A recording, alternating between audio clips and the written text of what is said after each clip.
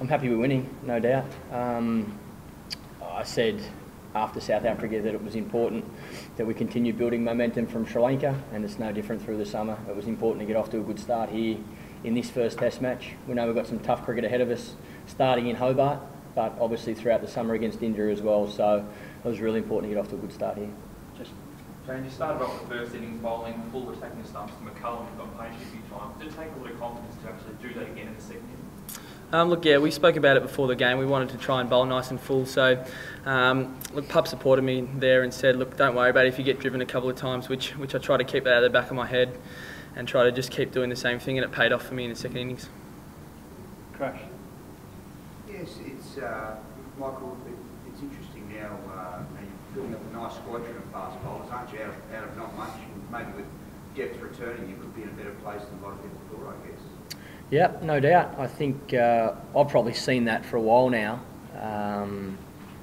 That there's obviously some young players that have been around first-class cricket who are now involved in the Australian setup that have had a lot of talent. It's just about, I guess, giving them an opportunity to seeing how they go, and then trying to get better. That's the one thing. You know, Pato's been around the group for a while now in regards to one-day cricket. We've always known he's had a lot of talent. It was just about getting him as fit and as strong as we could. Him biding his time, going back to first-class cricket and taking wickets and waiting for an opportunity. And you know, I said before the start of this Test match that I was confident with this attack we could take 20 wickets, we could win the game, and that's because I've seen Sids bowl for a while now. I've seen Pato through one-day cricket and first-class cricket bowl. I've known Starkey for a while. I know we've got the talent. Now it's just about trying to, continue to improve the consistency. That's probably the most important thing for us as a team, not just as a bowling unit, as a team. Ros. Adam, if you could switch that phone on, thank you. James, should we pinch you? Can you believe what you've just achieved? No, it sort of hasn't sunk in right now, but just happy that we've won the first Test and got that sort of rolling for us. But look, obviously the selectors pick us knowing that we can try and do a job for them, and look, I'm just happy to be able to do that for the Australian cricket team, to do a job. So look, it's a great achievement personally, but it's great for the team as well. I was speaking to your mates in the stand, and they said last night you told them you were going to get a fiver. I must have been joking, but I'm confident, but not that confident. But Michael, will Patron be back to Hobart? What's the injury update on the other guys? I hope they're all back. I hope they're all available for selection, put it that way. I don't think that's going to be the case in regards to all 5 players. Well, one's obvious, Mitch won't be right for Hobart. I need to speak to Alex and find out where all the boys are at. To be honest, I haven't really spoken to him about that during this Test match, but now we have some time. So I'll speak to John in Berardi, the chairman of selectors. I'll speak to Alex and find out where the guys are at, and we'll. I think the plan is to announce a team on Monday, tomorrow, to have a chat tonight and announce a team tomorrow. So obviously disappointing that Ben Cutting got injured playing for Queensland. So we'll have to have a look at if there are going to be changes, if guys are fit, we'll go from there. So it comes as fit, will he come back in? I don't know. I'll speak to John.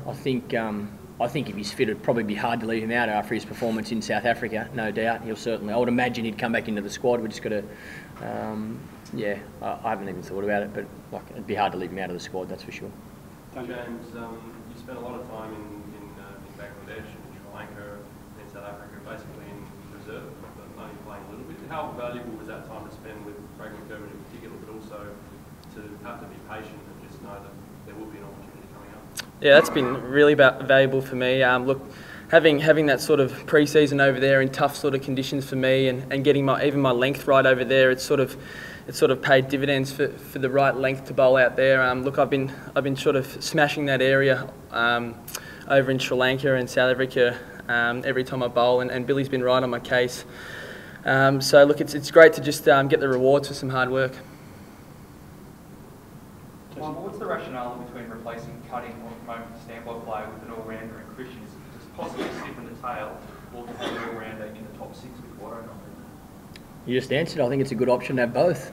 That's probably why, because he gives us options, and that's what we're looking at in regards to the wicket in Hobart. We don't know what we're going to get.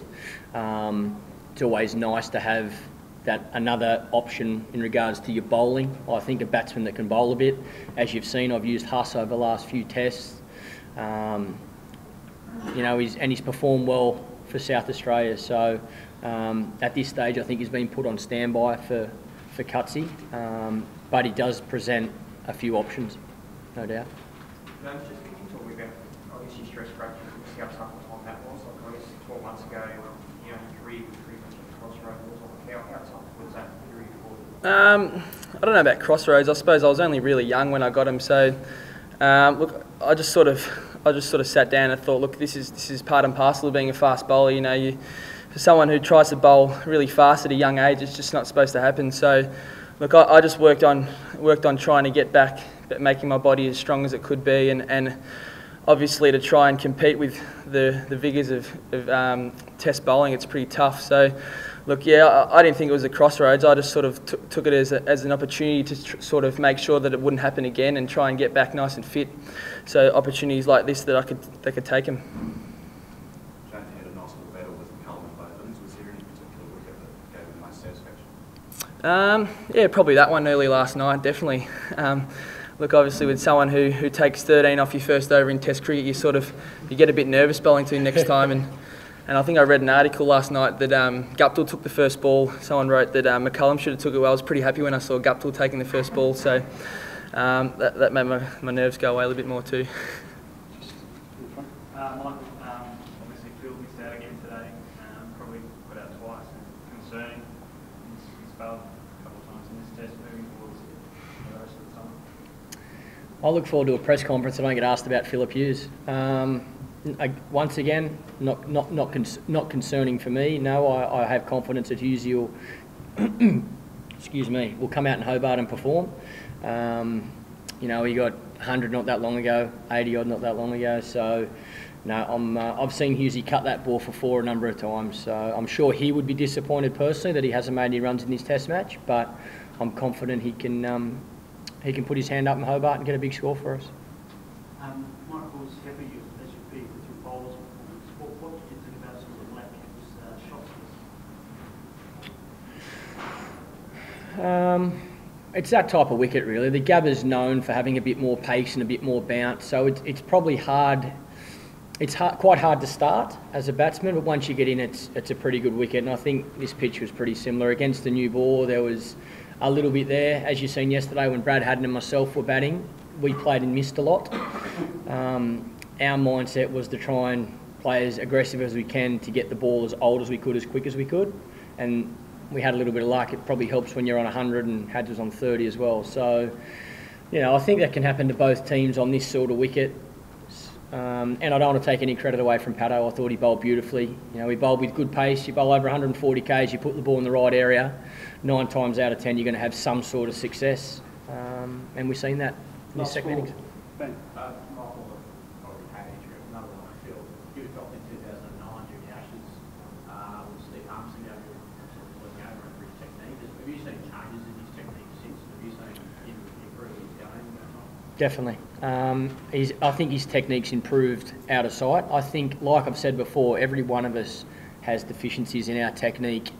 And these days with the footage you can get on players, it's very easy to find out what those deficiencies are. I'm sure a lot of teams, well, I've seen throughout my career, a lot of teams have, know my weaknesses and what areas they should be bowling to me, especially early in my innings. So it's no different for any batsman. I have seen a lot of improvement. I continue to see him scoring runs, probably not as consistent as he would like, but he's still scoring. He's, like I've said before, his record for New South Wales is better than any 23-year-old in this country. He scored 3 great hundreds for Australia, and I'm confident he can score a lot more. Chris. Michael, you must be thrilled with how well Nathan Lyon went. The Australians aren't making good wickets here. Yeah, they are. That's why we picked him. Yeah, look, he's a great fella, Gaz. He's got a lot of talent. He bowls with beautiful shape out of his hand, and he's learning every day. He's a great guy to have around the group. His enthusiasm is something that not everybody provides, in a team. So he's a great guy to have around. I really love seeing him have success because he's working hard. He's trying to get better every day with his batting as well as his bowling. And yeah, it's nice to see someone working so hard have some success.